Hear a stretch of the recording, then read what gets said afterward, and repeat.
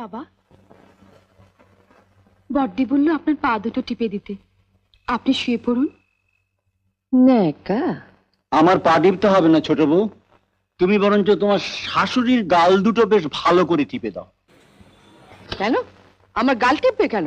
না মানে বলছি, সারাদিন মুখ জামটা দিতে দিতে তোমার গাল দুটো তো খুব ব্যথা হয়ে থাকে, তাই গাল দুটো বেশ ভালো করে টিপিয়ে নিলে কাল সকাল থেকে আবার বেশ পুরো দমে চেঁচাতে পারে। এই যে বড় বউ, কাল তোমায় বলেছিলাম ত্রিফলা ভিজিয়ে রাখতে, রেখেছো?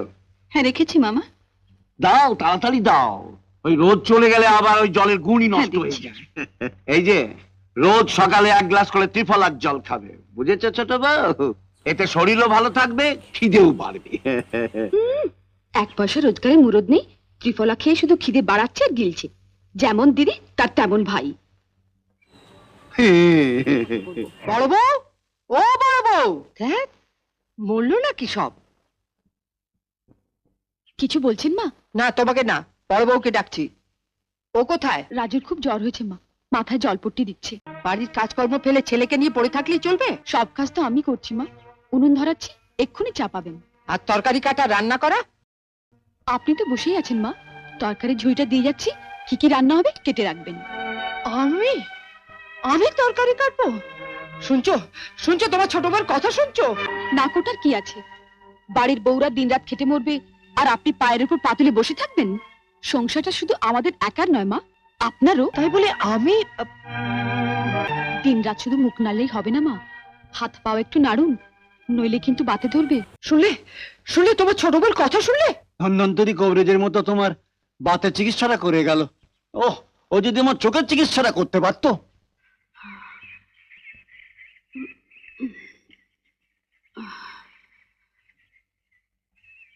বাবা, এত বেলা হয়ে গেল, এখন তো বেডটি দিল না। বাসি ঘরেও তো ঝাঁট পড়েনি। আশ্চর্য, দিদি করছেটা কি এতক্ষণ? আজ রাজুর জ্বরটা কিছুতেই কমছে না। অফিস থেকে ফেরার পথে ডাক্তারবাবুকে একটা খবর দিও তো। ঠিক আছে। দিদি কোথায় দীপা? কেন এতখানি বেলা হয়ে গেল, আমার ঘরটা এখনো ঝাঁট পড়েনি? ঝাঁটা পড়েনি? না, একটা কাজ করো, ওই তো ঝাঁটা পড়ে আছে, ওটা নিয়ে নিজের ঘরটা ঝাড় দিয়ে নাও। হ্যাঁ কেমন? কি আমি ঝাড় দেবো? তবে কে দেবে? এতদিন যে দিয়ে এসেছে বড়দি। তোরা এমন চেঁচামেচি শুরু করেছিস যেন ঝাড় দেওয়াটা কেবল ঝিয়েরই কাজ। কেন বাড়ি বউয়েরা ঝাড় দিলে কি তাদের জাত যায়? তাই বলে আমি ঝাড় দেবো? আমার স্বামী যেখানে সংসারে মাস গেলে 800 টাকা দেয়। তাহলে তোমাদের যুক্তি অনুযায়ী এই কথা দাঁড়াচ্ছে যে যার স্বামী সংসারে যত কম টাকা দেবে তার স্ত্রীরই ঘর ঝাড় দিতে হবে। তো তোমাদের শাশুড়ি ঘর ঝাড় দেওয়া উচিত। না না না, মা হচ্ছেন দেবী, মা কেন ঝাড় দেবেন? তাহলে ঝাঁটাটা আমাকেই দাও, এই সংসারের জন্য তো অনেক করলাম, এটাই বাকি ছিল। এসব কি বলছেন বাবা? এসব শোনাও তো পাপ। তোমরা যে যার ঘরে যাও, আমি সব করে দিচ্ছি। না, তুমি রাজুর পাশে গিয়ে বসো।